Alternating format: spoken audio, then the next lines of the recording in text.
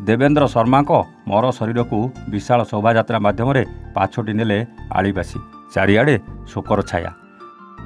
आजिर पूर्वतन विधायक देवेंद्र नाथ शर्मा 67 वर्ष भुवनेश्वर स्थित एक घरोई हस्पिटाल चिकित्साधीन अवस्था शुक्रवार दिन देहांत हो जाइछि। आज निर्वाचन मंडलीर पूर्वतन कांग्रेस विधायक देवेंद्र शर्मा देहांत आज निर्वाचन मंडली आली कनिका सहित सारा ओडिशा शोक प्रकाश पाई। मार्च 18, 1959 कटक ठारे जन्म होइतिबा शर्मा एक राजनैतिक प्रभावशाली परिवार आसीथिले। तांको पिता डॉक्टर दिवाकर शर्मा जड़े सम्मानित चिकित्सक तथा विधायक थिले। बापा नीति नियम को अनुसरण करथिले श्रीजुक्त शर्मा। 2014 आज 15तम विधायक भाव में निर्वाचित होई से ओडिशा विधानसभा विरोधी दल जड़े प्रमुख सदस्य थिले। दुई थर आली ब्लॉक पंचायत समिति अध्यक्ष भाव दायित्व तुलाइछन्ति। राजनीति सहित शिक्षा एवं क्रीड़ा प्रति तांकर प्रतिबद्धता पाई जनाशुना देवेंद्र शर्मा केन्द्रापड़ा जिला क्रिकेट एसोसिएशन नेतृत्व नहीं एवं आली को महिला फुटबॉल एंतुड़ीशाल करी सस्मिता मल्लिक परी अंतर्जातीय महिला फुटबॉल प्रतिभा सृष्टि कर केन्द्रापड़ा जिला क्रिकेट एसोसिएशन सभापति भाव में कार्य करथिले। 2024 मसीह शर्मा को जीवन कर्मी प्रति उत्सर्गीकृत थिबा प्रमाण मिलता।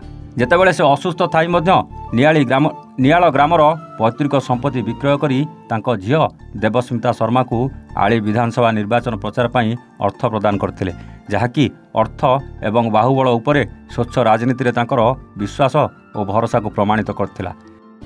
सालिस विहीन स्वर्गत शर्मा को देहांत आली कनिका और केन्द्रापड़ार कर्मी माने म्रियमाण हो पड़िछन्ति। समग्र अंचल शोकर छाया खेली जाइछि।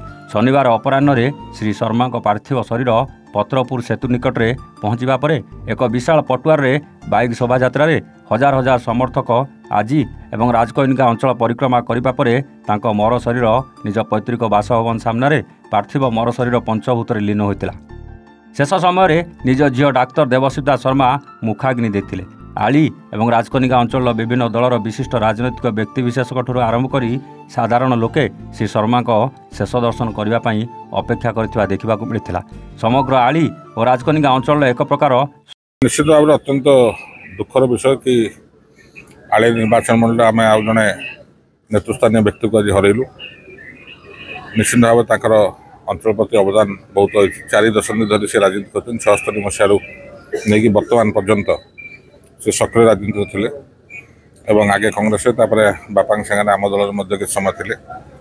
पुनर्बार कांग्रेस मंगल हिसाब से जिला सभापति आरंभ कर ब्लॉक पंचायत समिति अध्यक्ष आरंभ कर विधायक पद लड़ी एवं वियोग निश्चित भाव में समस्त मर्माहत आम समस्त मर्माहत।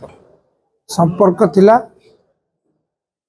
निबिड़ संपर्क थिला कारण से मोर अंतरंग थिले, मोर शुभेच्छु थिले आउ मोर अग्रज भी थे। 1975 मसीहा पर मुझे कॉलेज को गली से दिन ठारू संपर्क सृष्टि है 1975 रु 2024 पर्यंत।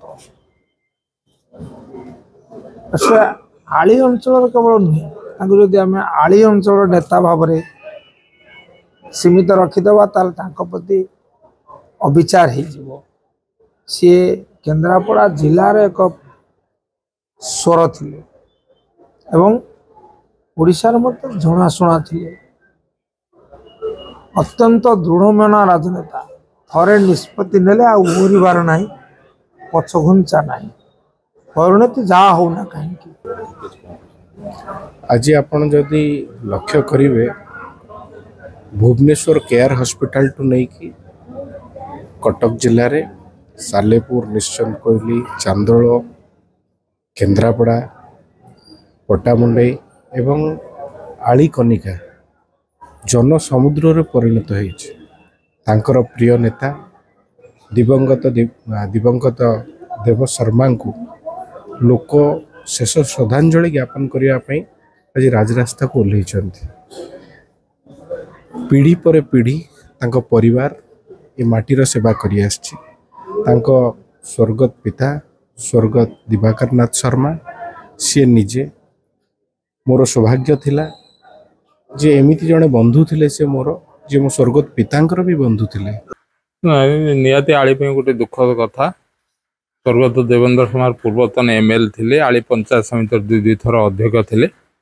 आली पे से ଯଥାସାଧ୍ୟ ଚେଷ୍ଟା କରିଛନ୍ତି କିଛି ଉନ୍ନତିମୂଳକ କାମ କରିବା ପାଇଁ। ଆଉ ସବୁବେଳେ ତାଙ୍କର ଗୋଟେ ସ୍ୱଭାବ ଥିଲା, ଭଲ ସ୍ୱଭାବ, ଯେଉଁଟା ଅନ୍ୟ କେଉଁ ନେତାଙ୍କ ପାଖରେ ପ୍ରାୟ ଦେଖିବାକୁ ମିଳେ ନାହିଁ। ଯାହା କହନ୍ତି ରୋକଠୋକ କହନ୍ତି। କଂଗ୍ରେସ ଦଳର ଲୋକ ହେଇଥିଲେ ବି ଯଦି ଭୁଲ କରିଥିବେ ତାକୁ ସମାଲୋଚନା କରନ୍ତି, ତାକୁ ସାହାଯ୍ୟ କରିବେ ନାହିଁ ବୋଲି ପରିଷ୍କାର ଭାବରେ ମନା କରିଦିଅନ୍ତି। ଏଇଭଳି ସ୍ୱଭାବର ଲୋକ ଥିଲେ। ଆଳି ଜଣେ ବିଜ୍ଞ ରାଜନେତାଙ୍କୁ ହରାଇଛି, ଯେ ଆଳିର ଗୋଟେ ସ୍ୱତନ୍ତ୍ର ପରିଚୟ ସୃଷ୍ଟି କରିଥିଲେ ଓଡ଼ିଶାରେ, ଯେ ମହିଳା ଫୁଟବଲକୁ ନେଇ।